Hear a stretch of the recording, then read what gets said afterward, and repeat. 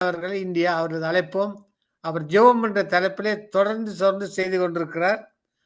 அவரை வார்த்தைகளின் வெளிச்சத்தின் சார்பில் அவரை அன்போடு அழைத்து பேசுவோமா? Praise Lord pastor Martin. ஐயா பிரைஸ் லார்ட்ங்க. Praise Lord. சோஸ்ரம் சோஸ்ரம். உங்களுடைய செய்தி மிகவும் ஆசீர்வாதமானால் பதிவு செய்ய எங்களுக்கு கடினமாக இருக்கின்றது. அடிக்கடி சொல்லுவேன். கொஞ்சம் ஆறுதலாக நீங்கள் ஆரம்பத்தில் பேசுகிறீர்கள், கடைசியிலே ஃபாஸ்ட்டாக போகிறீர்கள். அதை பதிவு செய்து போட முடியாத காரணத்தால் தயவு செய்து மீண்டும் சொல்கிறேன், உங்களோட வார்த்தைக்குமே ஆறுதலாக அதிகாரத்தை வசனத்தை 2 முறை சொல்லி செய்தியை கொடுங்கள். கர்த்தர் ஆசிர்வதிப்பார். உங்களோட செய்தியை கேட்டு அநேகர் உங்களை அழைக்க வேண்டும். அப்படிப்பட்ட செய்தி தான் உங்களோட செய்தி. எனவே பாஸ்டர், இப்போ உங்களோட ஒப்பு கொடுக்க நீங்க வழி நடத்துங்கள். ஆமென். ஆமென். கர்த்தருடைய மகா பரிசுத்த நாமம் மையப்படுவதாக. இந்த வேளையிலும் மீண்டுமாய் தங்கவும் வானதி மூலியமாய் வார்த்தையின் வெளிச்சல் மூலமாய் கிறிஸ்துவுக்குள்ளாய் அன்பான சகோதர சகோதரிகளை நான் வசனத்தை கொண்டு உங்களை சந்திப்பதில் மிகுந்த பெருமகிழ்ச்சி அடைகிறேன். நாம் கர்த்தருடைய வார்த்தைக்கு நேராக கலந்து செல்வோம். நாம் ஜெபத்தை குறித்து பல வாரங்களாக தொடர்ந்து பேசிக்கொண்டு இருக்கிறோம். பாருங்க, எப்படி ஜெபம் பண்ண வேண்டும், சிறு வயதிலிருந்தே ஜெபத்தை தொடர வேண்டும், அல்லது ஜெபத்தினுடைய மாற்றங்கள் என்ன, நாம் ஜெபிக்கும் பொழுது எப்படி பதிலை பெற்றுக்கொள்ள வேண்டும் என்ற பல காரியங்களை பார்த்து பாருங்க. வெறும் ஜெபம் மட்டும் ஒன்று ஏதோ தேவனோடு பேசுகிற காரியம் மட்டும் கிடையாது. தேவனை குறித்து அறிந்து கொள்ள வேண்டும், தேவனோடு அவருடைய கேரக்டர் அறிந்து கொள்ள வேண்டும், அவர் வைத்திருக்கிற அந்த ஒரு பிளெஸிங்ஸ் அறிந்து கொள்ள வேண்டும். தேவன் வைத்திருக்கிற அந்த எப்படி கல்வாரி சிலுவையிலே அவர் பாடுபட்டு நமக்காக அவர் பன்றமாற்று செய்திருக்கிறார். நம்முடைய சூழ்நிலை எல்லாம் எடுத்துக்கொண்டு தேவனுடைய ஒரு அனுகூலங்களை ஆசீர்வாதங்களை நம்ம வாழ்க்கையை தந்திருக்கிறார். இவை எல்லாவற்றையும் பார்த்து ஜெபிக்கும் பொழுது, இவை எல்லாவற்றையும் விசுவாசித்து ஜெபிக்கும் பொழுது அந்த ஜெபத்துக்கு பதில் வருகிறோம். பாருங்க, வெறும் விண்ணப்ப ஜெபமே நம்முடைய வாழ்க்கையை பண்ணி கொண்டு இருந்தோம்னா அது பத்தாது. பாருங்க, இந்த வாழ்க்கையில நல்ல விஷயங்கள் மேன்மையான காரியங்களை நம்ம சிந்திக்க வேண்டும். நாம் தொடர்ந்து ஜெபத்தை மையப்புள்ளியாக வைத்து ஜெபத்தை சுற்றியுள்ள பல காரியங்கள், எதற்காக வேதத்திலிருந்து பல மாதிரி ஜெபங்களை பார்த்தோம். விசேஷமாக பவுலின் ஜெபங்கள் அதிகமாக பார்த்துருக்கோம். பாருங்க, எப்படி ஜெபிக்க சொல்லியிருக்கார், யாருக்காக ஜெபிக்க சொல்லியிருக்கிறார், என்னென்ன காரியங்களுக்கு ஜெபம் பண்ணி சொல்லியிருக்கார், அதோட ரிசல்ட் என்ன அப்படின்னு பார்த்தோம். அது மாதிரி வேதத்துல பல ஊமைகள், இதுக்கு முன்னாடி நம்முடைய முன்னோர்கள் அவருடைய வாழ்க்கையில அந்த வார்த்தை அந்த வசனம் எப்படி கிரியை செய்தது என்பதை குறிச்செல்லாம் பார்த்துருந்தோம். பாருங்க, இப்போது நம்ம என்ன பார்க்குறோம் அப்படின்னு பார்த்துட்டோம்னா, பிசாசின் தந்திரங்களை எப்படி ஜெபத்திலே ஜெயிக்கிறது, பிசாசின் தந்திரங்களை நம்ம அறிந்து கொள்ள வேண்டும். பாருங்க, நாம் அந்த அளவுக்கு விசுவாசத்தோடு இருந்தோம் அப்படின்னா பிசாசின் தந்திரங்கள் என்ன, தேவன் வைத்திருக்கிற ஒரு ஆசீர்வாதங்கள் என்ன, இவைகளை நம்ம பிரிச்சு பார்க்க முடியும். பாருங்க, இல்லாட்டி பிசாசு என்ன பண்ணுவான்னா நம்மளை மலைமாற்றம் செய்து விடுவான். நம்மளை என்ன பண்ணிடுவான்னா, நம்ம எங்க போகணுமோ அந்த ஊருக்கு பதிலாக வேற பக்கம் டைரக்ஷன் திருப்பி விட்டுருவான். பிசாசு தந்திரங்கள் அறியாம இருந்தோம்னா நம்ம அந்த அளவுக்கு ஒரு அப்பாவி கிறிஸ்தவர்களாக இருக்கக்கூடாது. பாருங்க, அப்ப நம்ம வேதத்தை இப்போ வாசிக்கும் பொழுது வேதம் என்ன செய்யணும்னு சொல்லி நமக்கு போட்டிருக்கு, என்ன செய்யக்கூடாதுன்னு சொல்லி போட்டிருக்கு. அந்த 2 டிஃபரன்ஷியேட் நம்ம புரிஞ்சுக்கிறோம். பாருங்க, அந்த 2 வித்தியாசம் இருந்தால்தான் நம்ம நல்ல ஒரு ஆவிக்குரியவர்களா, ஒரு சக்சஸ்ஃபுல் ஒரு கிறிஸ்தவர்களாக இருக்க முடியும். பாருங்க, அதனாலதான் அதுதான் நமக்கும் உலகத்துக்கு ஒரு பெரிய மிகப்பெரிய வித்தியாசத்தை காண்பிக்கிறது. இன்னைக்கு நம்ம எதை பார்க்கறோம்னா, அந்த பிசாச ஜெபத்தை பார்க்கணும்னா எபேசியர் 6வது அதிகாரம் 11வது வசனம் மற்றும் 18வது வசனம் 2 வசனங்களை பார்க்கணும். பாருங்க, சொல்றாரு, நீங்கள் பிசாசின் தந்திரங்களோடு எதிர்த்து நிற்க திராணி உள்ளவராகும்படி தேவனுடைய சர்வாயுத வர்க்கத்தை தெரிந்து கொள்வது. இங்க ஆர்மர் ஆஃப் காட், தேவனுடைய சர்வாயுத வர்க்கத்தை கொடுக்கும் பொழுது சொல்றாரு, நீ பிசாசின் தந்திரங்களை எதிர்த்து நிற்கணும். ஏன்னா பிசாசு தந்திரசாலி, அவனுக்கு தந்திரம் தான் செய்ய முடியும். உன்னை எப்படி ஏமாத்தணும், உன்னை எப்படி டைரக்ஷனை மாற்றி, சொன்ன மாதிரி உன்னை எப்படி டைரக்ஷனை மாற்றி விடணும், நீங்க எங்க சேரணுமோ அங்கே சேரக்கூடாது, முக்கியமா தேவன்ட்டு இருந்து உங்களை பிரிக்கணும், உங்க தேவ சமூகத்திலிருந்து உங்களை இன்னும் அதிகமாக தூரப்படுத்தணும். இந்த மாதிரி காரியங்கள்லாம் பிசாசு உங்களை டைரக்ட் மாத்திக்கிட்டே இருப்பான். பாருங்க, அதை அறிந்து கொண்டு பண்றாரு. அதுல இந்த சர்வாயுத யுத்தங்களை சொல்லிக்கொண்டே இருக்கும் பொழுது 18வது வருஷத்துல எப்படியா சொல்லியாரு. பாருங்க, எந்த சமயத்திலும் சகலவிதமான வேண்டுதலோடும் விண்ணப்பத்தோடும் ஆவினாலே ஜெபம் பண்ணி அதன் பொருட்டு மிகுந்த மன உறுதியோடும் எல்லா பரிசுத்தவான்களுக்கும் பல வேண்டுதலோடும் விழித்துக் கொண்டிருக்கின்றது. சொல்றாரு, நீங்க ஜெபத்துல விழித்துக் கொண்டிருக்கணும், எந்த சமயத்திலையும் ஜெபம் பண்ணணும், ஆவியில ஜெபம் பண்ணணும். இது எல்லாமே பாத்தீங்கன்னா வெறும் சர்வாயுத வர்க்கங்கள் மட்டும் கிடையாது. ஜெபம் வாழ்க்கையில முக்கியமாக இருக்கிறது. இதனோட சர்வாயல் வர்க்கத்தோடு சேர்ந்து நாம் வந்து ஜெபத்தை வந்து பார்க்க வேண்டும் சொல்லி போடுறது பாருங்க. அப்ப நாம் இப்படி ஜெபிக்கும் பொழுது மற்ற எல்லாவற்றையும் அப்ப அப்படின்னா நம்ம வந்து ஒரு டோட்டலா வந்து அந்த ஆர்மர் மொத்தமா எடுக்கணும். வித் பிரேயரோட எடுக்கணும். அப்படி எடுக்கும் பொழுது மட்டும்தான் அது வேலை செய்கிறது. அப்படி வேலை செய்யும் பொழுதுதான் நம்ம பிசாசு எரிகிற அந்த அக்னி ஆஸ்திரங்கள்லாம் அவிழ்த்து போடுற மாதிரி விசுவாசம் வந்து கிடையாது பிடிக்க முடியும். பிசாசு ஒரு பக்கம் எரிகிற அந்த அக்னி ஆஸ்திரமா அவன் நம்மளை ஏமாத்துற காரியமா தெரியாம நம்ம பேசாம கேடயத்தை ஒரு பக்கம் திருப்பிடணும்னு வச்சுக்கோங்களேன், அது வந்து நம்ம நோக்கி பாயும் பார்த்துக்கோங்க.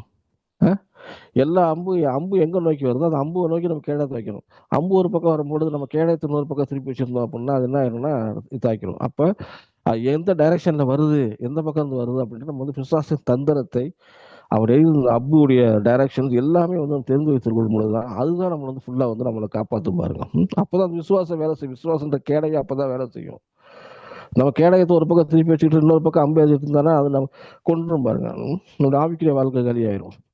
அப்ப நாம் சரியான டைரக்ஷன்ல வந்து அவனை எதிர்த்துக்கணும். அதற்கு வந்து ஜெபம் வந்து மிகவும் உதவி செய்கிறது பாருங்க. இன்றைக்கு நம்ம என்ன பார்க்க போறோம் அப்படின்னா, போன தடவை வந்து கர்த்தருடைய காரியங்கள் மேலான காரியங்களை தேடணும் அப்படின்ற காரியத்தை வந்து பார்த்தோம் பாருங்க. மேலான காரியங்களை வந்து எப்படி கழுகு உயரமாய் பறக்கிறது, மேலான காரியங்களை பறக்கிறது, எப்படி நம்முடைய அந்த கம்ஃபோர்ட் ஜோனை எப்படி உடைக்கணும், எப்படி அவங்க ஓரேபில இருந்து ஜனங்கள் வெளியே வந்தாங்க, அந்த கம்ஃபோர்ட் ஜோன்ல இருந்து எப்படி வெளியே வர்றாங்க அப்படின்ற காரியத்தை பற்றி பார்த்தோம். எப்படி கம்ஃபோர்ட் ஜோனை வச்சு வந்து பிசாசு வந்து நம்மளை வந்து ஒரு ஸ்டெப் வந்து மேலே முன்னேற போகாதபடிக்கு அதே இடத்துல நம்ம நிற்க வைக்கிறான். இந்த இடத்துல இல்லை, இது போதும், இது வசதியா இருக்கு, இதே இடத்துல இருந்துக்கோ, இதுதான் உங்களுடைய டெஸ்டினேஷன் சொல்லி டெஸ்டினேஷனை மாற்றி விட்டுறான் பாருங்க. இதை சரியாக அறிந்து கொள்ள வேண்டும். அறிந்து கொள்ளும் பொழுதுதான் நாம் எங்கே கர்த்தர் செல்லணுமோ அங்கே வந்து சேருக்கு வந்து உதவி செய்வார். இன்னைக்கு நம்ம என்ன பார்க்கணும் அப்படி பார்க்க போறோம் அப்படின்னா,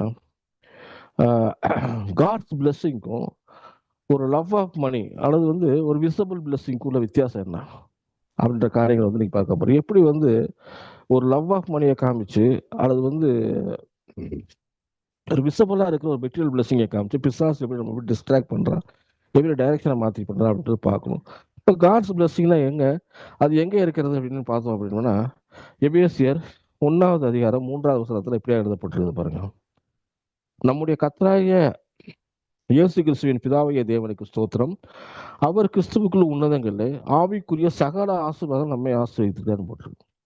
இந்த இடத்துல வந்து பவுல் வந்து எபேசு சபைக்கு எழுதும்போது சொல்றாரு, தேவன் உங்களை ஆசீர்வதிச்சிருக்கிறார். அவர் கல்வாரி சிலுவையில என்ன பண்ணாரு, உங்கள் பிசாசின் தலையை நசுக்கி உங்கள் தரித்திரத்தை ஏற்றுக்கொண்டு உங்கள் மேல் ஆசீர்வாதத்தை கட்டளையிட்டு இருக்காரு. இப்போ அந்த ஆசீர்வாதம் எங்க இருக்கு, நான் கஷ்டப்படுறேன் எப்படின்னா அந்த ஆவிக்குரிய மண்டலத்துல அந்த ஆசீர்வாதம் இருக்கு. அந்த ஆசீர்வாதம் வார்த்தையின் வசனத்திலே வாக்கு தத்துவத்தின் அடிப்படையில் அந்த ஆசீர்வாதம் வேதத்துல புரிந்திருக்கிறது. இதான் ஒரு ஆவிக்குரிய மண்டலம் பாருங்க.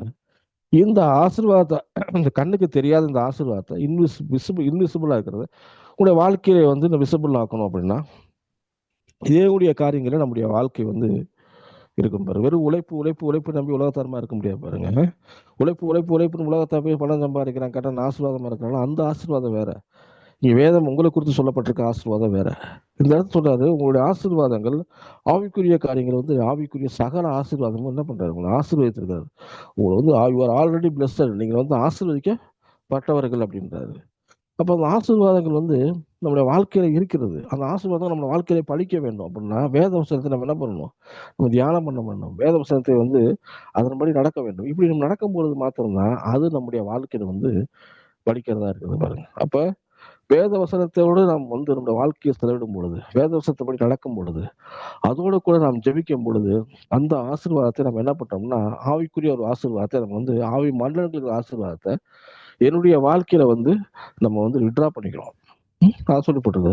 அது மட்டும் கிடையாது, இன்னொரு காரியத்தை வந்து அப்படி பண்ணும் பொழுது இன்னொரு காரியத்தை வந்து இங்க வந்து ஒரு எச்சரிக்கையா ஒன்று எழுதப்பட்டிருக்கு பாருங்க. 1 தீமோத்தேயுல 6வது அதிகாரத்துல 10வது வசனம். 1 தீமோத்தேயு 6:10 அப்படி போட்டிருக்கு. பண ஆசை எல்லா தீமைக்கும் வேறா இருக்கு. சிலர் அதை இச்சித்து விசுவாசத்தை விட்டு வழுவி அநேக வேதனைகளை தங்களை குத்தி கொண்டிருக்கிறாருன்னு போட்டிருக்கு. இந்த இடத்துல என்ன சொல்லியிருக்குன்னா அதுக்கு அப்படியே ஆப்போசிட், ஆசீர்வதித்திருக்கிறாருன்னு போட்டிருக்கு. ஆசீர்வாதத்தை விட்ரா பண்ணணும்னு நம்ம பேசுறோம், ஆசீர்வாதம் நம்ம வாழ்க்கையில பழிக்க வேண்டும் பேசுறோம். ஆனா இந்த இடத்துல ஒருபடி மேல போட்டிருக்கு. என்ன போட்டிருக்குன்னா பண ஆசை எல்லா தீமைக்கும் வேறா இருக்கிறது. சிலர் எங்களை வந்து இச்சித்து அதை விரும்பி விசுவாசத்தை விட்டு விழுகிறாங்க, விசுவாசத்தை விட்டு வளைவி போய் அநேக வேதனைகளால் தாங்களே குத்தி கொள்கிறார்கள். இவங்க என்ன சொல்றாங்கன்னா இந்த இடத்துல வந்து அப்ப அந்த வசனத்துக்கும் இந்த வசனத்துக்கு இடையில ஒரு பெரிய டிஃபரன்ஸ் இருக்கு. அந்த டிஃபரன்ஸ் வந்து தெரியல பாருங்க. அந்த வசனம் ஆசீர்வாதத்தை தான் கூடுது. இந்த வசனம் வந்து பண ஆசையினா லவ் ஆஃப் மணிலால் வருது. Love of blessings. அது வந்து ரொம்ப ஆசீர்வாதத்தை நம்ம வந்து என்ன பண்றோம்னா வேதவசனத்தை காட்டிலும் தேவன் வைத்திருக்கிற நம்முடைய அந்த லைஃப் ஸ்டைலை காட்டிலும் அதிகமாக பணத்துக்கு முக்கியத்துவம் கொடுக்கும் பொழுது அது பண ஆசையாக மாறிவிடுது. அந்த ஆசீர்வாதத்தை வந்து ரொம்ப முக்கியத்துவம் கொடுத்தோம் அப்படின்னா அது என்ன பண்ணுது, ஆசீர்வாதமாக மாறிவிடுது. அதனால தான் வந்து மத்தேயுல சொல்றாரு, முதலாவது தேவனுடைய ராஜ்யத்தையும் நீதியையும் தேடுங்கன்றது, இவையெல்லாம் உங்களுக்கு கூட கொடுக்கின்றாரு. அப்ப ப்ரையாரிட்டிஸ் காரியங்கள் ஒன்று, செகண்டரி காரியங்கள் ஒன்று. செகண்டரி தூக்கி வந்து ப்ரையாரிட்டியில் போடக்கூடாது. இரண்டாவதுக்குள்ள ஒரு ஸ்தானத்தை கொண்டு வந்து முதலிடத்துல வைக்கக்கூடாது. முதலாவது என்ன, முதலாவது தேவனுடைய ராஜ்யத்தையும் அவை நீதியையும் தேடுங்க, அதுதான் ஃபர்ஸ்ட். நம்ம வந்து எதை தேடணுமோ அதை தேடணும். அதற்காகத்தான் ஜெபம் உதவி செய்யறது பாருங்க. இதெல்லாம் பிரித்து பார்க்கறதுக்கு தான் ஜெபம். நம்ம வாழ்க்கையில ஜெபங்கிறது வர வர நம்ம ஆவிக்குரியவன் சகாயத்தையும் நிதானத்தை அறியாம இருக்கு. நமக்குள்ள அந்த ஆவிக்குரிய அறிவு வந்து அது சுவிட்ச் ஆன் ஆயிரும் பாருங்க. அது வந்து சகலத்தையும் பிரித்து பார்க்க ஆரம்பிச்சிடும். நம்முடைய லவ் ஆஃப் மணினா என்ன, பிளஸிங்ஸ்னா என்ன? அப்போ ஒரு விசுவாசி ஆசீர்வாதம் வந்து வசனம் பார்த்தோம்னா விசுவாசுக்கு ஆசீர்வாதம் தேவை இல்லையா? அந்த அந்த வசனத்தை பார்த்தா விசுவாசுக்கு ஆசீர்வாதம் தேவை. அப்போ ரெண்டுக்கு இடையில வந்து ஒரு பெரிய ஒரு சின்ன ஒரு பிளாங்க் இருக்கு பாருங்க. அது ரெண்டையும் டிஃபரன்ஷியேட் பண்றது தான் வந்து இன்றைய கருவிய காரியங்களை பார்க்க போறோம். உங்களுக்கு புரியுற மாதிரி சொல்லணும் அப்படின்னா, ஒரு வெஹிக்கிள் வாங்குறோம் அல்லது வந்து ஒரு லேண்ட் வாங்குறோம், ஒரு வீடு வாங்குறோம் அப்படின்னா நம்ம என்ன பண்றோம்னா ரெண்டு விதமான காரியம் கொடுப்பாங்க. ஒன்று வந்து டாக்குமெண்ட், இன்னொன்று பார்த்தோம்னா வெஹிக்கிள். அந்த வெஹிக்கிளோ அந்த மெட்டீரியலோ வீடோ அது லேண்டோ வந்து கண்ணுக்கு தெரியுற மாதிரி கொடுப்பாங்க. இன்னொன்று வந்து டாக்குமெண்ட்ஸாக கொடுத்துருவாங்க. இப்போ அந்த டாக்குமெண்ட் இல்லைன்னா வெஹிக்கிள் கிடையாது. வெஹிக்கிள் வச்சு என்ன பண்ண போறீங்க? நீங்கள் ஒரு வண்டியை வச்சு, ஒரு காரை வச்சு, ஒரு பைக்கை வச்சுக்கிட்டு, நான் ஒரு பைக் வச்சுருந்தேன் பாருங்க 1998 காலங்கத்தில். அப்பயே நான் ஒரு பழைய பைக் தான் வாங்கியிருந்தேன். அது ரொம்ப நல்லா வச்சு ஓட்டணும் பாருங்க. எங்கள் இந்தியாவில் வந்து ஒரு பைக்கு 15 வருஷம் தான் ஆயிடுது. 15 வருஷம் கழிச்சு மறுபடியும் நீங்கள் 5 வருஷம் ரினியூல் பண்ண முடியும், அவ்வளோதான். எனக்கு 15 வருஷம் முடிஞ்சிருச்சு அந்த பைக் வாங்கி. 15 வருஷம் முடிஞ்ச உடனே அது ரினியூல் அந்த பைக் வந்து ரினியூல் பண்ண ரெஸ்டோர் பண்ணி போய் மறுபடியும் போய் இங்குள்ள ஒரு டிரான்ஸ்போர்ட்டர் ஆஃபீஸில் காமிக்கணும். அந்த மாதிரி ரெஸ்டோர் பண்ணுறதுக்கு பார்த்தீங்கன்னா ஸ்பேர்ஸ் வந்து எனக்கு கிடைக்கல. ஏன்னா அது வந்து ரொம்ப ஒரு விண்டேஜ் பைக் கண்டிஷன் இருந்தது பாருங்க. நானும் எவ்வளோ அலைஞ்சு பார்த்தேன். கடைசியில் அந்த பைக்கை கைவிடலாம் அப்படின்னு சொல்லிட்டு பைக்கில் வேற எக்ஸ்சேஞ்சில் போட்டு வேற பைக் வாங்கிடலாம்னு சொல்லிட்டு என்கிட்ட ஒரு 3 பைக் இருந்துச்சு பாருங்க. 3 பைக்கில் இந்த பைக்கையும் இன்னொரு பைக்கையும் போட்டு 2 பைக்குமே எக்ஸ்சேஞ்சில் போட்டுருவோம். நான் பிஸ்னஸ் பண்ணுறதுனால எனக்கு வெஹிக்கிள்ஸ் தேவைப்பட்டதுனால வச்சுருந்தேன், மோட்டார் சைக்கிள்ஸ். போய் அந்த பைக் எக்ஸ்சேஞ்ச் போடுறேன். அது ஆக்சுவல் ரேட்டை விட அந்த document valid invalid out of டேட்னால கிட்டத்தட்ட 10ல் ஒரு பங்கு தான் எனக்கு பணம் கிடச்சி. எனக்கு வந்து அவ்வளோ அது வேல்யூ பண்ணி எடுத்துக்கிட்டாங்க, அவ்வளோதான். Document invalid. அப்போ document invalid, document out of date. But நீங்கள் பைக்கு பார்த்தீங்கன்னா ஃப்ரெஷ்ஷாக தான் இருக்குது, அது ரன்னிங் கண்டிஷன் தான் இருக்குது, வண்டி ஓட்டலாம், இது நமக்கு ரொம்ப உதவியாக தான் இருக்கும். இப்போ ரெண்டையும் நம்ம ஃபஸ்ட்டு டிஃபரன்ஷியேட் பண்ணணும் பாருங்க. அப்போ நம்ம டாக்குமெண்ட்டும் வேலிடாக வச்சுக்கணும், வண்டியும் வேலிடாக வச்சுக்கணும். அது மாதிரி தான் இந்த இடத்துல வந்து நீங்கள் பார்த்தீங்கன்னா டாக்குமெண்ட்டுக்கு தேவனோட ஆசீர்வாதம் மாதிரி அது வந்து ரொம்ப ரொம்ப முக்கியம் பாருங்க. அது இன்வேலிட் ஆயிடுச்சு, அது வந்து ஒருத்தமில்லாம நம்ம வந்து மதிக்கிறது இல்லை. அது பதிலாக வந்து இந்த வண்டி தான் பெருசாக நமக்கு தெரியுது அப்படின்னா லவ் ஆஃப் பண்ணியில் போயிடும். ஸோ நம்முடைய வாழ்க்கையில வந்து இது பார்த்துக்கணும் பாருங்க. அதே மாதிரி தான் வீடு. நம்ம வீடு வச்சிருக்கோம்னா வீடுங்கிறது வந்து ஒரு சும்மா கட்டடம் பாருங்க. வீடுக்கு வந்து டிப்ரிசியேஷன் ஆகிட்டே இருக்கும், வருஷம் வருஷம் தெரிஞ்சிட்டே இருக்கும். பட் அந்த டாக்குமெண்ட் அன்னைக்கு பார்த்தீங்கன்னா வருஷம் வருஷம் அது உயர்ந்துகிட்டே இருக்கும், டிப்ரிசியேஷன் ஆகாது. இன்னைக்கு வந்து ஒரு சின்ன அமௌண்ட்டுக்கு வீடு, ஒரு லேண்டோ ஒரு வீடோ வாங்குறோம், நாளை விற்கும் போது அதிக விலைக்கு போகும்.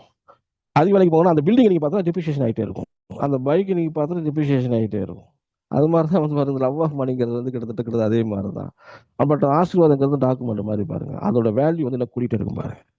அதுதான் ரொம்ப ரொம்ப இந்த இடத்துல இன்னைக்கு வந்து ஒரு ஊமை வந்து வேதத்தில் அருமையாக பார்க்க போகிறோம் பாருங்க. எப்படி லவ் ஆஃப் மணி எப்படி வேலை செய்கிறது, எப்படி தேவனுடைய பிளஸ்ஸிங் எப்படி வேலை செய்கிறது. ஒரே ஆள் கூட கூட 2 பேர் இருக்கிறாங்க.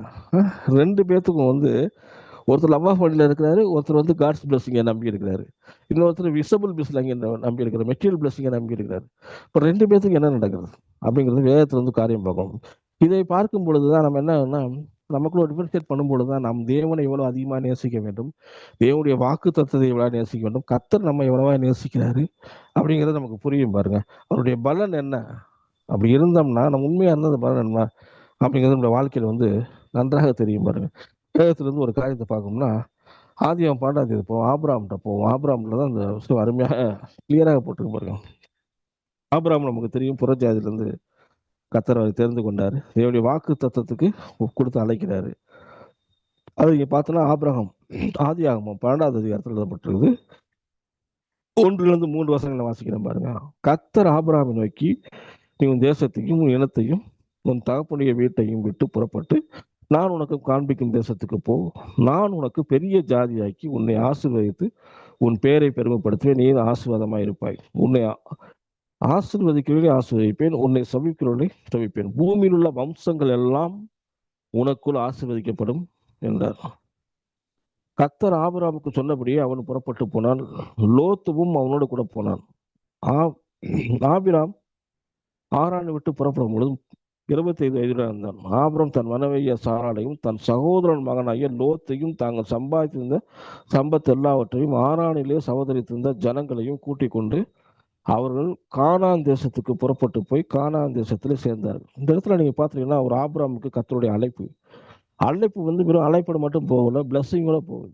நான் என்னுடைய சொல்லுக்கு நீ கீழ்ப்படிந்து நான் சொல்ற இடத்துக்கு நீ சென்ன, அப்படியே டிட்டோவா நீ வார்த்தையை ஃபாலோ பண்ண, அப்படியே டிட்டோவா என்னோட வாக்குத்தத்தை நீ ஃபாலோ பண்ணா நீ ஆசீர்வாதமா இருப்ப. அநேகருக்கு பூமியில் உள்ள ஜனங்கள் எல்லாரும் உனக்குள்ள வந்து என்ன பண்றாங்க, ஆசீர்வதிக்கப்படும்ன்றாரு.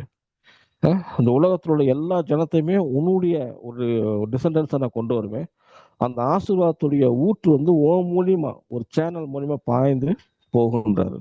அந்த இடத்துல நீங்க பாத்துட்டீங்கன்னா கர்த்தர் வந்து நான் சொல்ற இடத்துக்கு நீ இப்போ உன் இடத்தை விட்டு போ, உன் தேசத்தை விட்டு போ, கானான் தேசத்துக்கு போன்ற ஒரு முழுவதுமாய் கீழ்ப்படிந்து அவன் புறப்பட்டு போறான் பாருங்க. போகும்போது தன்னுடைய மனைவியை கூட்டு கொண்டு போறான். நம்மள தன் சகோதரி குமாரனாகிய லோத்துவையும் கூட்டு போறான். நீங்க 13வது அதிகாரத்துல 1வது வசனத்துல இருந்து பாத்தீங்கன்னா 1 2 வாசிக்கிறேன் பாருங்க. ஆபிரகாமும் அவன் மனைவியும் அவனுக்கு உண்டான யாவும் அவனே லோத்துவும் எகிப்தை விட்டு புறப்பட்டு வந்தார்கள். ஆபிரகாம் மிருக ஜீவன்களும் வெள்ளியும் பொண்ணுமுடைய ஆஸ்திகளையும் உடைய சீமானம் தான் போட்டிருக்கு. கர்த்தர் என்ன சொன்னாரோ கர்த்தர் சொன்னபடியே அவன் ஆபிரகாம் ஆசீர்வதிக்கிறார். அவன் சீமானா இருந்தான்னு போட்டிருக்கு. அது மட்டும் கிடையாது. நீங்க பாத்துட்டீங்கன்னா அவனுடைய லோத்துடைய ஆசீர்வாதத்தை பார்த்தீங்கன்னா 5வது அதிகாரம் 6வது அதிகாரம் பார்த்தீங்கன்னா ஆபிரகாமுக்கு லோத்துக்குள்ள ஆசீர்வாதத்தை பாருங்க. ஆபிரகாம் மட்டும் வந்து ஆசீர்வதிக்கல, ஆபிரகாமோட சேர்ந்த லோத்துவுக்கும் ஆசீர்வாதம் ஒட்டி கொண்டது பாருங்க. ஏன்னா ஒரு இதாவது ஃபெலோஷிப் ரொம்ப முக்கியம் பாருங்க. ஒரு ஆசீர்வதிக்கப்பட்ட மனிதன். அப்போ ஆசீர்வாதம் வாக்கு தத்துவம் எல்லாம் கொடுக்கப்படுறது ஆபிரகாம். ஆனா லோத்துவை சேர்ந்ததுனால அந்த லோத்துவுக்கும் ஆசீர்வாதம் வந்து ஒட்டி கொண்டது. நீங்க பாத்துட்டீங்கன்னா 5வது அதிகாரத்தை பாருங்க. 5வது வசனம் 13வது அதிகாரம் 5வது வசனம். ஆபிரகாமுலே வந்த லோத்துவுக்கும் ஆடு மாடுகளும் கூடாரங்களும் இருந்தன. அவைகள் ஒருமித்து கூடியிருக்க அந்த பூமி அவர்களை தாங்கக்கூடாது இருந்தது. அவருடைய ஆஸ்தி மிகுதியா இருந்தபடினால் அவர் ஒருமித்து வாசம் பண்ண எதுவும் இல்லாமல் போயிட்டு. இங்க பாருங்க, கர்த்தர் வந்து வாக்குத்தத்தத்தை கொடுக்குறாரு. வாக்குத்தத்தின் அடிப்படையில் வந்து அது விசபிள் பிளஸிங்கா மாறுது, ஒரு மெட்டீரியல் பிளஸிங்காக மாறிடுது. அது ஆபிரகாமுக்கு மட்டும் வேலை செய்யுது. ஆபிரகாமோட சேர்ந்து யாரெல்லாம் அசோசியேட் வச்சிருக்காங்களோ, யாரெல்லாம் ஃபெல்லோஷிப் வச்சிருக்கிறாங்களோ, யாரெல்லாம் ஒரு கூட வந்திருக்கிறாங்களோ, பர்டிகுலராக லோத்து அவருக்கும் சகோதரன் தான், சகோதரனுடைய மகன் தான். அவனுக்கு என்ன ஆச்சுன்னா பிளஸிங்ஸ் வந்து பெருகுது. ஆபிரகாமுடைய பிளஸிங் பெருகிறது, லோத்துடைய பிளஸிங் பெருகுது. 2 பேருடைய பிளஸிங் எப்படி இருக்கு அப்படின்னு பார்த்துட்டீங்கன்னா பூமியே தாங்கக்கூடிய அந்த அளவுக்கு, பூமியே கண்ணுக்கு தெரியாத அளவுக்கு, அந்த அளவுக்கு வந்து அவருடைய ஆடு மாடுகள் திரட்சி பெருக்கம், வேலைக்காரருடைய பெருக்கம், இதெல்லாம் அப்படி பார்த்துட்டீங்கன்னா நிறைஞ்சு போய் காணப்படுது. கண்ணுக்கே தெரியல பூமி. அதில் பார்த்துட்டீங்கன்னா அவங்க 2 பேத்துக்குள்ளே ஒரு சில பிரச்சனைகள் வருது பாருங்க. 2 மேய்ப்பர்களுக்கு இடையில முதல் பிரச்சனை வர ஆரம்பிச்சது. 2 மேய்ப்பர்களுக்குள்ள வந்து நீங்க பெரியாரா, நான் பெரியாரா, எனக்கு இடம் இல்லை, உனக்கு இடம் இல்லை, இது ப்ராப்ளம்ஸ் வந்த உடனே அவர்களுக்குள்ள ஒரு சண்டைகள் வந்துருச்சு பாருங்க. 7வது வசனம் பார்த்தோம்னா ஆபிரகாமுடைய மந்தை மேய்ப்பருக்கும் லோத்துடைய மந்தை மேய்ப்பருக்கும் வாக்குவாதம் உண்டாயிட்டு அக்காலத்திலே கானானையும் பெருசிலும் அந்த தேசத்தில் குடியிருந்தார்கள். பெரிய பிரச்சனை வந்துருச்சு, சண்டை வந்துருச்சு. 2 பேத்துக்குள்ளே ஒரு மனஸ்தாபம் வந்துருச்சு பாருங்க. ஏன்னா இப்ப யாருக்கு வந்து ப்ரையாரிட்டைஸ் எடுக்கணும், லோத்துவா ஆபிரகாமை? லோத்து வந்து ஆபிரகாமுல போட்டி போறாங்க இருக்காரு. ஆனா லோத்துக்கு வாக்குத்தத்தம் கிடையாது. ஆனா பிளஸிங்ஸ் 2 பேர்ட்டையும் இருக்கு பாருங்க. ஆபிரகாம்கிட்ட வாக்குத்தத்தம் இருந்தது, 2 பேருமே ஆசீர்வதிக்கப்பட்டிருக்கிறார்கள் பாருங்க. இப்ப 2 பேத்துக்குள்ள ஒரு சில மனக்கசப்பான உடனே ஆபிரகாம் வந்து ஒரு முடிவெடுக்கிறாரு. ஏன்னா ஆபிரகாம் தான் மூத்தர் பாருங்க. முடிவெடுக்கிறார். என்ன சொல்ற பாருங்க 8வது வசனத்துல ஆபிரகாம் லோத்துவை நோக்கி, எனக்கும் உனக்கும் என் மேய்ப்பெருக்கும் உன் மேய்ப்பெருக்கும் வாக்குவாதம் செய்ய வேண்டாம், நம் சகோதரர். இது தேசமெல்லாம் உனக்கு முன்ன இருக்கிறது அல்லவா, நீ என்னை விட்டு பிரிந்து போகலாம். நீ இடதுபுறம் போவேனாயில் நான் வலதுபுறம் போகிறேன், நீ வலதுபுறம் போவனாயில் இடதுபுறம் போகிறேன் என்றார். அப்பொழுது லோத்து தன் கண்களை ஏறெடுத்து பார்த்து யோர்தான் நதிக்கு அருகான சமபூமி முழுவதும் நீர்வளம் பொருந்தினதாயும் கண்டான். கர்த்தர் சோதமையும் குமாராவையும் அழிக்கிறதுக்கு முன்னே சோவாரும் போகும் வழி மட்டும் அது கர்த்தருடைய தோட்டத்தை போலவும் எகிப்தை போலவும் இருந்தது. அப்பொழுது லோத்து யோர்தானுக்கு அருகான சமபூமி முழுவதையும் தெரிந்து கொண்டு கிழக்கே பிரயாணப்பட்டு போனான். இப்படி அவர்கள் ஒருவரை ஒருவர் விட்டு பிரிந்தார்கள். இந்த இடத்துல பாருங்க, ஒரு ஆபிரகாம் பாருங்க இவ்வளவு ஒரு அருமையான ஒரு டெசிஷன் எடுக்கிறாரு பாருங்க. இப்போ வந்து டிசிஷன் பண்ற அத்தாரிட்டி வந்து லோத்துல கொடுக்குறாரு. ஏன் லோத்துட்ட கொடுக்குறாரு அப்படின்னா, ஆபிரகாம் வந்து தேவனை நன்கு அறிந்து வைத்திருந்தார் பாருங்க. கர்த்தர் எப்படி சொன்னா தன்னுடைய வாழ்க்கையில் நடக்கும், ஒரு ஆசீர்வாதம் எப்படி உண்டாகும் அப்படின்றது நன்றாகவே தெரியும் பார்த்துக்கோங்க. அவர் எந்த சூழ்நிலையுமே சரிதான், ஒன்றுமில்லாத இடத்துலையுமே வந்து கர்த்தர் வந்து ஆசீர்வதிக்கிறவர் நல்லா தெரிஞ்சு வச்சுக்கிறார். வனாந்திரத்திலே வந்து ஒரு ஆசீர்வதிக்கிறவர், பல இடத்துல விட்டா கூட எங்க ஆசீர்வதிக்கிற நல்லா தெரியும். அதனால என்ன பண்றாருன்னா, ஆப்ஷனை வந்து இவர்கிட்ட கொடுத்துட்டாரு, லோத்துட்ட கொடுத்தாரு. நீ எங்க எடுக்கிறியோ அங்கே எடுத்துக்கோப்பா, நம்ம ரெண்டு சண்டை வேணாம், நம்ம சகோதரா இருக்கிறோம், இவ்வளவு தூரம் கூட வந்துட்டோம், ஒரே சொந்த பந்தம் வேற, அதனால நீ எது எடுக்கிறியோ அதுக்கு ஆப்போசிட்டா நான் போய்க்கிறேன் அப்படின்ற போது லோத்து வந்து கண்களை ஏறெடுத்து பார்க்குறான் பாருங்க. ஏறெடுத்து நல்லா பார்க்கும் பொழுது அவன் வந்து சோதம் வந்து குமாரம் வந்து பெருசா தெரியுது, ரொம்பவும் ஒரு செழிப்பா தெரியுது. ஒரு நதி போகுது அந்த இடத்துல, ரொம்ப பசுமையா இருக்கு, இதோட மேய்ப்பருக்கு உகந்த இடமா இருக்கு. ம், பார்க்கிறதுக்கு வந்து கானான் இது ஏதேன் தோட்டம் மாதிரி இருக்கு. எகிப்துல எப்படி இவங்க எகிப்துக்கு தான் இதுக்கு முன்னாடி போயிட்டு வந்திருப்பாங்க பாருங்க, எகிப்துல ஆசீர்வாதத்தெல்லாம் பார்த்து வந்திருக்காங்க, அந்த ஒரு ஆசீர்வாதம் மாதிரி இருக்கேன் அப்படின்னு பார்த்தோம். சோதம் குமாரவை தெரிந்து கொள்கிறான் பாருங்க. அதெல்லாம் நீங்க பாத்தீங்கன்னா 12வது அதிகாரம் முதல் வசனத்துல கர்த்தர் வந்து ஆபிரகாம் பேசும்பொழுது, ஆபிரகாம் தேவனை தெரிந்து கொண்டான். ஆசீர்வதிக்கும் தேவனை தெரிந்து ஆசீர்வதிக்கிறாரு. ஆபிரகாம் தேவனை நேரில் பார்த்தது கிடையாது.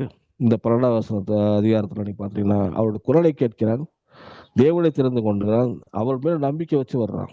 ஆனா லோத்து வந்து அந்த தேவனை தெரிந்து கொள்ளவில்லை பாருங்க. அவன் வந்து கண்ணுக்கு காண்கிற ஒரு பிளஸ்ஸிங்கை வந்து பார்க்கறான். கண்ணில் இருக்கிற ஒரு இது தனக்கு எது வசதியா இருக்கும், நான் எதிர்காலத்துக்கு எது வசதியா இருக்கும், அதை தான் அவன் பார்க்குறான் பாருங்க. அவன் என்ன பண்ணிருக்கணும், அவர் வந்து சாய்ஸ் ஆப்பரா போட்டிருக்கணும், நீங்க தான் மூத்தவர், நீங்க என்ன சொல்றீங்க நான் செய்யறேன்னு சொல்லி விட்டுருக்கணும்.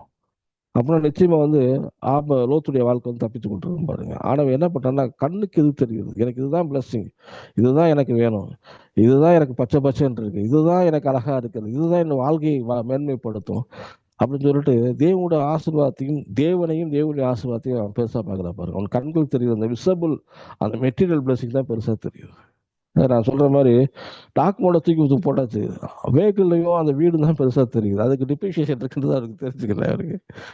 அது மாதிரிதான் வந்து இப்படி பாருங்க, அவர் கண்ணுக்கு தெரியுற காரியங்கள் தான், இதுதான் வந்து பெருசா தெரியுது பாருங்க. தேவனை விட்டுட்டான்.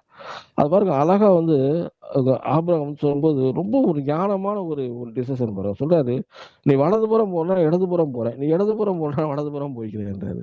அப்படின்னா என்ன அர்த்தம், நீ எல்லாத்தையும் எடுத்துக்க, உனக்கு தேவை எடுத்துட்டு மிச்சத்தை கொடு. நீ இந்த டைரக்ஷன்ல போற, நான் ஆப்போசிட் டைரக்ஷன்ல போற, அது எந்த சூழ்நிலை இருந்தாலும் சரிதான். எப்படி எனக்குள்ள வந்து தேவன் இருக்காரு, என் மேல தேவனுடைய ஆசீர்வாதம் இருக்கு, கத்தர் மேல ஒரு ஆசீர்வாதம் மேல நம்பிக்கை பாருங்க. எந்த சூழ்நிலை போனாலும் சரி, எந்த தேசத்துக்கு போனாலும் சரி, கத்தர் நம்முடைய அந்த தேசத்துல ஆசீர்வதிப்பார் அப்படின்ற ஒரு பெரிய நம்பிக்கையில வந்து என்ன பண்றான், தைரியமா ஒரு முடிவு எடுத்து சொல்றாங்க. ஆனா இதைத்தான் நல்லா பார்த்துக்கணும், 2 பேரும் தெரிந்து கொள்ளுதல் பாருங்க. இதைத்தான் வந்து நம்ம வந்து ஜெபத்துல கொண்டு வரும். இதை தான் வந்து கரெக்டா வந்து நம்ம பிசாசு என்ன பண்ணுவாங்கன்னா, நம்ம காண்கின்ற காரியங்களை தான் முதலிடம் கொடுக்க வைப்பான். காணாத தேவனுடைய காரியத்தை வந்து அவள் வந்து 2வது ஒரு காரியம் பாருங்க. என்னுடைய வாழ்க்கையில நான் வீட்டில் நான் ஒரு வருடம் ரட்சிக்கப்பட்டவன் பாருங்க. என் குடும்பம் வந்து எங்கள் அப்பா வெளில கிறிஸ்தவ குடும்பம் தான், ஆனால் நான் தான் அதிகம் பைபிள் தூக்கி சுற்றுறாரு சின்ன வயசுலேருந்து. என்னுடைய எனக்கும் சின்ன வயசுல எனக்கும் எங்கள் அப்பாவுக்கும் சரியான ஒரு அண்டர்ஸ்டாண்டிங் இருக்காது பாருங்க. இப்பொழுது கிட்டத்தட்ட 2ஆம் வருடத்தில் என்னுடைய தாய் இறக்குறாங்க. இறக்கும்போது ஈவினிங்கில் வந்து சொல்கிறாரு எங்கள் அப்பா வந்து, நீ பைபிள்லாம் தூக்கிட்டாங்க, சுற்றக்கூடாது, நான் சொல்கிறத கேட்டு என் கூட இருந்தனா இரு, இல்லாட்டி நீ அப்படியே போயிரு அப்படின்னாங்க. இப்போ எனக்கு எங்கள் அப்பா கொஞ்சம் ரிச் பர்சன் தான் பாருங்க. எனக்கு இதை போடணுமா இல்லை இந்த பக்கம் போகணுமா அப்படின்ற யோசிக்கும் பொழுது, தேவனை நம்பி போகலாமா இல்லை எங்கள் அப்பாவை நம்பி போகலாமா அப்படின்ற ஒரு சூழ்நிலை வந்துச்சு பாருங்க என் வாழ்க்கையில். அப்பொழுது நான் முழுவதுமாக நான் எடுத்து தீர்மானம் வந்து கர்த்தரை நம்பி போவோம்.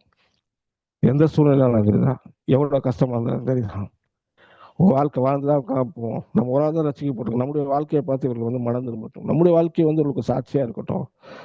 நம்மளும் வந்து உலகத்தார் மாதிரி, எனக்கு ஒரு அண்ணன் வந்து தம்பி ஒருத்தர் இருக்காரு பாருங்க. 2 பேருமே வந்து இல்லை நம்ம அப்பாவோட இருக்கிறது தான் சேஃப். ஏன்னா எனக்கு வந்து இப்போ வாலிப வயசு தான் பாருங்க, எனக்கு எதிர்காலம் இருக்கு, நான் இன்னும் படிக்கணும், என் எதிர்கால செட்டில்மெண்ட்லாம் இருக்கு. ஸோ நம்ம இங்கே இருந்தோம் அப்படின்னோம்னா அது சேஃபு. நம்ம தனியாக போய் பைபிள் இருந்தோம்னா சேஃப் கிடையாது. அந்த மாதிரி ஒரு சூழ்நிலை இருக்கும் பொழுது எனக்கு ஒரு கஷ்டமான ஒரு சூழ்நிலை முடிவெடுக்க வேண்டிய சொல்லலாம். அப்போதான் அந்த மோசடி சேர்ந்து கொள்வதை நம்ம தான். தேவ ஜனங்களோட துன்மனைகளை தெரிந்து கொண்டான்ற மாதிரி கத்தருக்காக நின்று பார்த்து ஒரு வாழ்க்கை தானே வாழ்ந்து பார்த்துருவோம். இவ்வளவு தூரம் பைபிள் படிச்சிருக்கோம், வேதத்தை வசனம் பண்ணியிருக்கோம். அதை நம்ம ஆக்ஷன்ல இறங்கும் பொழுது நாம் எதை தெரிந்து கொள்கிறோம்? அதுதான் ரொம்ப முக்கியம். நமக்கு எது சேஃபர் பிளேஸ், நமக்கு எது கம்ஃபர்ட் ஜோனு, அதை தெரிந்து கொள்ள போறோமா அல்லது கிறிஸ்துவுக்காக நிக்க போறோமா அப்படின்ற போது நான் தைரியமா அந்த முடிவு எடுத்த மாதிரி இன்ன வரைக்கும் அதை ஸ்டாண்ட் பண்ணிட்டு இருக்கேன் நான். அதுக்கப்புறமும் நான் மேன்மேலும் கத்தரை படிக்க வச்ச, தொழில் ஆசீர்வச்சாரு, வேலைக்கு ஆசீர்வச்சாரு, ஊழியத்தை செய்ய உதவி செஞ்சாரு பாருங்க. கத்தரை நம்பி போனோம்னா ஆபிரகாம் வேதத்துல பாத்தீங்கன்னா நாங்களாம் லைவ் எக்ஸாம்பிளா தான் இருக்கும் பாருங்க. கத்தரை நம்பி போன நிச்சயமே கெட்டு போக மாட்டோம். கத்தரை நம்பி தைரியமா முடிவு எடுத்தோம் பாருங்க. அது என்னோட வாழ்க்கையில் மிகப்பெரிய மாற்றத்தை உண்டாக்கிச்சு. நானும் அந்த பக்கம் இருந்தேன்னா 10ஓட சேர்த்து 11 தான் இருந்திருப்பேன். ஏதோ ஒரு வாழ்க்கை வாழலாம், அவ்வளவுதான். இன்னைக்கு எல்லாத்துடைய ஒரு நோக்கம், பிரதானமான நோக்கம் என்னன்னா ஒரு வாழ்க்கை வாழணும். அந்த வாழ்க்கை எப்படி இருக்கணும் அப்படின்னு பாத்துட்டீங்கன்னா, ஏதோ ஒரு லைஃப்ல செட்டில்மெண்ட் ஆகணும். ஒரு சின்ன வீடு, ஒரு சின்ன காரு, சர்ச்சு பக்கத்துல ஒரு இடம், அங்கேயே உடனே சர்ச்சுக்கெல்லாம் போயிட்டு ஒரு அப்படியே அங்கேயே இருந்துக்கணும். இது நல்லதுதான். பட் ஆனா இந்த ஆசை குறைச்ச ஆசை பாருங்க. இதை காட்டுல கொஞ்சம் பெருசா போகணும் பாருங்க. இன்னும் ஆண்டவருக்கு பிரயோஜனமா இருக்கணும். ஆண்டோடைய நிழல்ல வாழ்றது ஓகே.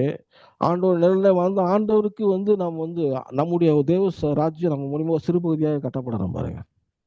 இன்னும் கொஞ்சம் ப்ரையாரிட்டி எடுக்கணும். நாம் ஆசீர்வாதத்தை வாங்கி கொள்றதை விட நம்ம மூலியமா ஆசீர்வாதம் கடத்தப்படணும். தேங்குற தண்ணி மாதிரி இருக்கக்கூடாது பாருங்க, ஓடுற தண்ணி மாதிரி இருக்கணும். நம்ம மூலியமா ஆசீர்வாதம் அநேகருக்கு போகணும். அநேகர் நம்ம மூலியமா ஆசீர்வதிக்கப்படணும். நம்ம ஆசீர்வாதத்தை எனக்கு கொடு எனக்கு கொடு எனக்கு கொடு எனக்கு கொடு வாங்குறது அது ஆரம்ப காலத்துல சின்ன குழந்தைங்க அப்படி இருக்கும் பாருங்க. வளர வளர நாம் மற்றொன்று கொடுக்கிறவர்களா இருக்க வேண்டும். நாம் ஆசீர்வாதத்தை கடத்துறவர்களா இருக்க வேண்டும். நாம் தேவனுடைய ராஜ்யத்துக்கு பிரயோஜனப்படுறவர்களா இருக்கணும் பாருங்க. அதனாலதான் டெசிஷன் எடுக்கும்போது கத்தர் இன்ன வரைக்கும் நல்ல வேலைக்கு இந்த பக்கம் வந்துட்டேன். ஒருவேளை அந்த பக்கம் போக டெசிஷன் சரியா எடுத்ததுனால உண்மையிலுமே கத்தர் என் கூட இருந்து பல விஷயங்கள் நடத்தினார். இந்த இடத்துல பாருங்க, நம்ம ஆபிரகாம் லோத்துக்கு வருவோம் பாருங்க. 2 பேரும் பிரிஞ்சுட்டாங்க. கடைசியில் அவர் நிலைமையில எடுத்து பாத்தீங்கன்னா ஒரு யுத்தம் வருகிறது. யுத்தத்துல நீங்க பாத்தீங்கன்னா 2 சைடு ராஜாக்கள் மோதுறாங்க. லோத்து சைடுல அந்த சோதமுக்கு ஒரு 5 ராஜா, அந்த பக்கம் ஆப்போசிட்ல 5 ராஜா. 2 பேரும் மோதும்போது சோதமுக்கு ராஜா தோத்து போயிட்டான். தோத்து போனது மட்டும் கிடையாது பாத்துட்டு, நீங்க 14 அதிகாரத்துல நீங்க பாத்தீங்கன்னா இவனு எல்லாத்தையுமே இழந்து போயிட்டான். 14 வசனத்துல 14வது அதிகாரத்துல நீங்க பாருங்க, 14வது வசனத்துல 14 அதிகாரத்துல 11வது வசனம் பாருங்க. ஆதியாகமம் 14:11. அப்பொழுது அவர்கள் சோதோமின் குமாரரில் உள்ள பொருட்கள் எல்லாவற்றையும், போஜன பதார்த்தங்கள் எல்லாவற்றுக்கும் எடுத்துக்கொண்டு போய்விட்டார்கள். ஆபிரகாமின் சகோதரனுடைய குமாரனாகிய லோத்து சோதோமில் உள்ள சோதோமில் இருந்தபடினால் அவனையும் அவன் பொருட்களையும் கொண்டு போய் விட்டார்கள். எல்லாம் பாருங்க, மெட்டீரியல் பிளஸிங்கை தெரிந்து கொள்கிறான். தனக்கு எது கம்ஃபர்ட்டா இருக்குன்னு அதை தெரிந்து கொள்கிறான். பிரச்சனை வருது. பிரச்சனை வரும்போது பாருங்க, இவர் மொத்தமா போயிடுச்சு. இருக்கிறதெல்லாம் போயிடுச்சு. தேவனை தெரிந்து கொண்டு தானே போயிருக்காது. தேவனுடைய வாக்குத்தத்தை விசுவாசித்து தானே போயிருக்காது. ஆபிரகாம் சொல்லி கீழ்ப்படித்து தானே போயிருக்காரு. ஆபிரகாமுக்கு ப்ரையாரிட்டைஸ் கொடுத்து தானே போயிருக்காது. இவன் தான் சுயமா எடுக்கிறான், தான் காண்கின்ற ஒரு பிளஸிங் எடுக்கிறான் பாருங்க. இதுதான் எதிர்காலம். எனக்கு இதுதான் பெருசா உயர்த்த போயிருது. காண்கின்ற அந்த மெட்டீரியல் பிளஸிங் பெரிதா இருக்கிறதுனால அவனுக்கு உள்ளதெல்லாம் போயிடுச்சு. டிப்ரிசியேஷனை கூட இங்க 0ல போயிட்டாங்க. ஒண்ணுமே இல்லை, 0 ஆயிடுச்சு. 0 ஆனதுக்கப்புறம் நீங்க பாத்துட்டீங்கன்னா எல்லாமே காலி பாருங்க. 0 நிலைமைக்கு வந்துட்டாரு. கடைசியில பாருங்க, இது விஷயம் ஆபிரகாம்கிட்ட போது தான் வேலை பார்க்குற 318 பேரை கூட்டு போய் 5 ராஜாக்களையும் ஜெயிக்கிறாரு. 5 ராஜாக்களையும் ஜெயித்து ஒரு கொள்ளையடிச்ச எல்லாத்தையும் கொண்டு நிறுத்துறாரு பாருங்க. நிறுத்துற உடனே சோதம் முதலாவது சாலமின் ராஜா வராரு. வம்சவர் இல்லாத, தாய் தகப்பனும் வம்சவர் இல்லாத ராஜா பாருங்க. இயேசு கிறிஸ்துவுக்கு அடையாளமா இருக்காரு. அவர் ஆபிரகாமை ஆசீர்வதிக்கிறார். அவர் தெரிஞ்சு போச்சு இவர்கிட்ட ஏதோ ஒண்ணு இருக்கு. அந்த ராஜாவை பார்க்கும்போது இவர் பூமிக்குள்ளே ராஜா கிடையாது, எங்கேயோ இருந்து வந்திருக்காரு, தேவனுடைய சார்பில் இருந்து வந்திருக்காரு. தெரிஞ்ச உடனே இங்க தசமா கொடுக்குறான். அவனை ஆசீர்வதிக்கிறாரு. சலாமின் ராஜா பாருங்க ஆசீர்வதிக்கிறாரு. அப்போ அவனுக்கே சோதம் குமார் ராஜானா யாரு, சாலமின் ராஜா யாரு அப்படின்னு நல்லா தெரியுது பாருங்க. எவ்வளவு ஒரு ஒரு ஒரு நல்ல ஒரு தேவனை குறிச்ச ஒரு சிந்தனை உள்ளவனா இருக்காரு பாருங்க. 2வது சோதம் குமார் ராஜா வராரு பாருங்க. அவர் சொல்றாரு, சோதம் குமார் ராஜா வர சொல்றாரு. 14வது அதிகாரம் 21வது வசனம் பாருங்க. சோதோமின் ராஜா ஆபிரகாம் நோக்கி, ஜனங்களை எனக்கு தரும், பொருட்களை நீர் எடுத்துக்கொள்ளும். அதுக்கு ஆபிரகாம் சோதோமின் ராஜாவை பார்க்கிறாரு. சொல்றாரு பாருங்க, ஜனங்களை எனக்கு கொடுத்துரு. நீ ஜெயிச்சுட்ட, நான் இழந்த எல்லாத்தையும் வீட்டுக்கு கொண்டு வந்துட்டேன். நீ என் ஜனங்களை மட்டும் கொடுத்துரு. ஜனங்களை கொடுத்தா போதும். ஏன்னா அவருடைய ஒரு ராஜாவுடைய சோர்ஸ் ஜனங்கள் தான். அதை எனக்கு கொடுத்துரு. எவ்வளவு பொருள் எடுத்துக்கோ. நீ சொல்ற சோதம் குமாரோடைய முழு சொத்துமே வந்து இப்ப யாருக்கு பக்கத்துல இருக்குன்னா ஆபிரகாமுடைய காலடியில இருக்கு பாருங்க. அவர் யாரை தெரிந்து கொண்டார்? தேவனை தெரிந்து கொண்டார், வாக்கு தெரிந்துட்டார். மெட்டீரியல் பிளஸிங் தெரிஞ்சுக்கல, இன்க்ளூடிங் லோத்துடைய அசட்டா வந்ததா இருக்கு. எல்லாமே வகையில வந்து பாருங்க. சொல்றாரு அதற்கு ஆபிரகாம் என்ன சொல்றாரு பாருங்க. அதற்கு ஆபிரகாம் 22வது வசனம், 14வது 22வது வசனம், சோதோமின் ராஜாவை பார்த்து ஆபிரகாமை ஐஸ்வர்யன் ஆக்கினேன் என்று நீ சொல்லாதபடிக்கு நான் ஒரு சாட்டை ஆயிரும் பாதரட்சியின் வாரையாயிரும் உமக்கு உண்டானவர்கள் யாவற்றையும் நான் எடுத்துக்கொள்ளேன் என்று வானத்தையும் பூமி உண்டாக்கின உன்னதமான தேவனுடைய கர்த்தருக்கு நேராக என் கைகளை உயர்த்துகிறேன். சூப்பரான 2வது டிசிஷன் பாருங்க. சொல்றாரு, நீ எனக்கு எல்லாத்தையும் கொடுத்து நீ என்ன பணக்காரன் ஆகிறேன்னு சொல்லாத. எங்கேயால கொடுத்துட்ட அப்படின்னா நான் தான் ஒரு ஐஸ்வர்யன் ஆக்கினேன், நான் தான் ராஜாக்கன்னு சொல்லிக்கொண்டு தெரியும் பாருங்க. அது வந்து தேவையில்லை. என்னோட கை வந்து தேவனுக்கு நேரம் உயர்த்தப்பட்டிருக்கிறேன். கர்த்தரன் வனாந்தரத்தில் ஆசிர்வதிக்கிற தேவன். கர்த்தர் எனக்கு வந்து எந்த பங்கா வந்து மனுஷர்கள் எனக்கு வேணாம்னு உச்சட் பண்ணி என்னை தூக்கி ஓரமாக போட்டாலும், எந்த இடத்துக்கு நான் தள்ளி விட்டான் தெரியும், அந்த இடத்துலையும் கர்த்தர் என்ன பண்றாரு, என்ன ஆசீர்வதிக்கிறவர். தேசத்துடைய தேசம் வந்திருக்கலாம், ஆசீர்வாதத்துக்காக போராடி கொண்டிருக்கலாம். நான் கர்த்தரை நம்புறோம் அப்படின்னா அந்த ஆசீர்வாதம் இருக்கு. நான் ஒரு தடவை சொன்ன மாதிரி முதலாளி வந்து வீடு தரேன், கார் வாங்கி தர்றேன், உனக்கு பிஸ்னஸ்ல வந்து உனக்கு ஒர்க்கிங் பண்ணல சேர்த்துக்கன்னு ஒரு சாட்சி சொன்னேன் பாருங்க. நான் சொல்றேன், ஒருவேளை நான் அப்படி வாங்கியிருந்தேன் அப்படின்னா நான் அப்படின்னா அவர் சொல்லிட்டே இருப்பாரு, விளம்பரம் பண்ணி இருப்பாருங்க, அவருடைய வீடு என் வீடு தான், நான் தான் அவர்கிட்ட கொடுத்தேன் சொல்லி மீட்டிங் வச்சு சொல்லியிருப்பாரு. அந்த கார் ஓட்டுற கார் என்னுடைய கார் தான் சொல்லியிருப்பாரு. இது பிசினஸ்ல அவர் நான் தான் ஒர்க்கிங் பார்ட்னர் சேர்த்து சொல்லியிருப்பேன். ஏன்னா அவருக்கு உரிமை இருக்குன்னு அவர் தான் கொடுத்தாரு பாருங்க. அது மாதிரி மனிதர்கள் உங்களுக்கு ஒரு பொருளை உங்களுக்கு கொடுத்தாங்க, கிஃப்டா கொடுத்தாங்கன்னா அதான் சொல்லுவாங்க. ஆனா இந்த இடத்துல சொல்றாரு, அது ராஜா கொடுக்குற அந்த படம் ஒரு தேசத்துடைய சொத்தையை வந்து அவன் என்ன பண்றாருன்னா வேணாம்னு சொல்றான். ஏன் வேணாம்னு சொல்றான்னா, நான் எப்படின்னா வந்து என்ன சொல்றாருன்னா, சோதமுக்கு ஒரு ராஜா ஆபிரகாம் இப்படி இருக்கிற காரணமே நான் தான். அவன் தேவனுக்குரிய இடத்த வந்து எடுத்துக்கொள்வான் பாருங்க. அதை வந்து தூக்கி எறிகிறான். என்னோட கரம் வந்து கத்தரை நோக்கி இருக்கு, கையை அவருக்கு நேரம் உயர்த்துற, அவர் எனக்கு கொடுக்குறாரு. அவர் கொடுக்குற படம் வந்து சோதம்குமார் ராஜாவோட அதிகமாக இருக்கும். அதுதான் விசுவாசம் பாருங்க. நம்ம என்ன நினைக்கிறோம்னா, அந்த மாதிரி டிசிஷன்ஸ் எடுக்கும் பொழுதுனா மெட்டீரியல் சார்ந்த ஒரு பிளஸிங்ஸ் வந்து நம்ம போயிடக்கூடாது பாருங்க. இன்விசிபிள் பிளஸிங் போயிடக்கூடாது. இன்விசிபிள் பிளஸிங் தான் நம்ம விசுவாசிங்க. விசிபிளா வந்து பாக்குறது வந்து நம்ம பார்த்துட்டோம் அப்படின்னா அது வந்து பாருங்க லோத்துக்கு நடந்த மாதிரி தான். ஒரு நாள் அதெல்லாம் அழியக்கூடியது பாருங்க. நான் சொன்ன மாதிரி பைக் வச்சு எவ்வளவுதான் நீங்க காஸ்ட்லியான பைக் வச்சிருந்தாலும், 10 எவ்வளவுதான் நீங்க காஸ்ட்லியான கார் வாங்கியிருந்தாலும் 10 வருஷம் கழிச்சு பார்த்தீங்கன்னா அதுல மதிப்பு ஜீரோ தான், வேல்யூட்டே இருக்காது. செகண்ட்ஸ்ல நீங்க வித்து பார்த்தீங்கன்னா தெரியும், நீங்க வாங்கின விலைக்கும் நீங்க வித்து விலைக்கும் அவரோட டிப்ரிசியேஷன் இருக்கும். அவன் இன்னைக்கு வேணா நீ பெருமையா வேணா சொல்லிக்கலாம், வழியா நாள் ஆக அதோட சூழ்நிலை ஆயிடும். தேவனுடைய வாக்கு தத்துவம் விசுவாசிக்க அவர் விட்டு பண்ணா எப்பவுமே ஃப்ரெஷ்ஷாக தான் இருக்கும். அதுதான் உங்களை உயர்த்தும் பாருங்க. அதுதான் வந்து நம்ம தேவனை நம்ம எங்க வச்சிருக்கிறோம் அப்படின்ற சூழ்நிலை வந்திருக்கு பாருங்க. இந்த டிஃபரன்ஷியேட் பண்ண தெரியணும். இதுதான் பிசாசுடைய தந்திரம் பாருங்க. நீ காணக்கூடாத ஒரு டாக்குமெண்ட், ஒரு பிளஸ்ஸிங்கை வந்து ஏன் விசுவாசிக்கிற? காணக்கூடாத பாரு, இங்க இருக்கு பாரு, உன் கண்ணு முன்னாடி பாரு, சோதம் ராஜா இருக்கு பாரு. ஏன் லோத்துக்கு வந்து சாய்ஸ் கொடுக்குற? நீயே வச்சு இதான் பிசாசு வந்து உங்களை டிஸ்ட்ராக்ட் பண்ணிட்டே இருப்பான். இதை வந்து மறைஞ்சுக்கணும்னா நம்முடைய வாழ்க்கையில் ஜபம் முக்கியமா இருக்கு. ஜபங்கிறது வந்து ஒண்ணுமே இல்லைங்க, உங்களுக்கு வந்து விண்ணப்பத்துக்கு பதில் தருது கூட ஆவிக்குரிய வாழ்க்கைக்கு வந்து உங்களுக்கு உதவிகரமா இருக்குது பாருங்க. டிசிஷன் எடுக்கும் பொழுது நீங்க ஆவிக்குரிய மனுஷனாக இருக்கும் பொழுது, கிறிஸ்துவுண்டை நம்ம அதிகமாக பழகும் பொழுது, வேத வசனத்தை தியானிக்கும் பொழுது, வேத வசனத்தோட ஒத்து உங்களோட வாழ்க்கை மாற மாற நீங்க எடுக்கிற டிசிஷன் அதுக்கேற்ற மாதிரியே இருக்கும் பாருங்க. நம்ம அதெல்லாம் விட்டுட்டு ஜபத்தெல்லாம் பண்ணாம நம்ம வந்து அந்த தேவனுக்கு நமக்கு கொஞ்சம் கேப் விட்டுட்டு ஏனோ தானே கிறிஸ்தவ வாழ்க்கை வந்துட்டு இருக்கும்போது நாம் காண்கின்ற காரியங்களுக்கு தான் முதலிடம் கொடுப்போம், காணப்படாத தேவனையும் வாக்கு தத்துவத்தையும் விட்டுருவோம் பாருங்க. அதனால நம்முடைய வாழ்க்கையில நாம் எடுக்கிற டிசிஷன், நாம் எடுக்கிற முடிவு சரியா இருக்குன்னா நம்முடைய வாழ்க்கையில ஜெபம் வந்து அதற்கு முக்கியத்துவம் இருக்குது. வேதவசனம் அதற்கு வாக்கு தத்துவத்தை விசுவாசத்தை ஜபிக்கிறவளா இருக்கணும் பாருங்க. இப்படியா இருக்கும் பொழுதுதான் நம்முடைய வாழ்க்கையில இதெல்லாம் வந்து நமக்கு வந்து பலிக்கும். நம்ம எடுக்கிற தீர்மானங்கள் சரியா இருக்கணும். நம்ம வந்து லோத்து மாதிரி எடுத்துடக்கூடாது, ஆபிரகாம் மாதிரி எடுக்கணும் பாருங்க. கர்த்தர் மேல் நம்பிக்கை வைக்கணும். அதனாலதான் பாருங்க லோத்து விரும்பின காரியம் இப்ப ஆபிரகாம் காலையில் இருக்கு. ஏன் அப்படின்னா ஆபிரகாம் விரும்பினது தேவனையும் அவருடைய வாக்குத்தத்தை விசுவாசம். அப்ப தேவனுக்கு முதலிடம் கொடுக்கும் பொழுது, முதலாவது தேவனுடைய ராஜ்யத்தையும் நீதியை தேடும் பொழுது இவை எல்லாம் கொடுக்கும். அப்ப ப்ரையாரிட்டைஸ் என்ன அப்படின்னு நம்ம சொல்லி கொடுக்கறது வேதம். அந்த வேதத்தை வந்து நம்ம விளைக்கணும் அப்படின்னும் போது அதுக்கு ஜெபம் வந்து ஒரு உதவியா இருக்கிறது பாருங்க. நம்ம ஆவியிலே ஜெபம் பண்ணும் பொழுது இதைத்தான் கர்த்தர் வந்து வெளிப்படுத்துறாரு. நம்ம ஜெபம் பண்ணுவோம். அன்பின் பரலோக பிதாவை நன்றியோடு துதிக்கிறோம் ஆண்டவரே. கிருபையின் தேவனை நன்றியோடு துதிக்கிறோம், ஸ்தோத்தரிக்கிறோம் ஆண்டவரே. கர்த்தாவே, நாங்கள் ஆபிரகாம் போல ஆண்டவரே தேவனுக்கு முதலிடம் கொடுக்கிறவர்களா, அவருடைய வாக்கு தத்துவத்துக்கு முதலிடம் கொடுக்கிறாங்க. தேவனை இன்னார் என்று பார்க்கிற ஒரு கண்களை எங்களுக்கு தருவீராக. எங்கள் கண்களை பிரகாசிக்கும். நான் எடுக்கிற ஒவ்வொரு தீர்மானங்கள் தேவனை சார்ந்து இருக்கட்டும் ஆண்டவரே. தேவனுடைய ஆசீர்வாதத்தை சார்ந்து இருக்கும். காண்கிற மெட்டீரியல் பிளஸிங் அல்ல, காணக்கூடாத தேவனுடைய ஆசீர்வாதம் ஆண்டவர். அது எங்கள் மேல் பலிக்கட்டும். அது எங்கள் வாழ்க்கை நித்திய ஆசீர்வாதம் ஆண்டவர். அந்த ஆசீர்வாதத்துல எங்களுக்கு பிரச்சனை கிடையாது ஆண்டவர். அந்த ஆசீர்வாதம் எங்களுக்கு எல்லா இதுக்கு பதிலா இருக்கிறது. எங்கள் எல்லா பிரச்சனைகளுக்கும் பதிலா இருக்கு ஆண்டவர். கர்த்தருடைய ஆசீர்வாதத்தை அதிசயித்து தரும். அதனோட ஒரு வேதனை கூட்டா சொல்லி, வேதனை இல்லாத ஒரு ஆசீர்வாதம் வாழ்க்கையில் இருக்கிறபடி நாம் செலுத்த மாட்டாரு. ஒரு நித்திய ஆசீர்வாதம் எங்கள் வாழ்க்கையில் இருக்கிறபடி அதற்கேற்ற மாதிரி எங்களுக்கு ஜெபங்கள் இருக்கிறபடி நமக்கு நன்றி செலுத்த மாட்டாரு. உங்களுடைய கரத்தில் ஒப்புக் கொடுக்கிற ரட்சகர் இயேசு கிறிஸ்து நாமத்தில் ஜெபிக்கிறோம் நல்ல பிதாவே.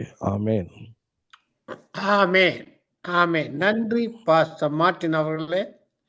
ஜெபம் என்ற தலைப்பிலே தொடர்ந்து செய்திகளை வேதாகமத்தில் இருந்து தொகுத்து கொண்டு வருகிறீர்கள்.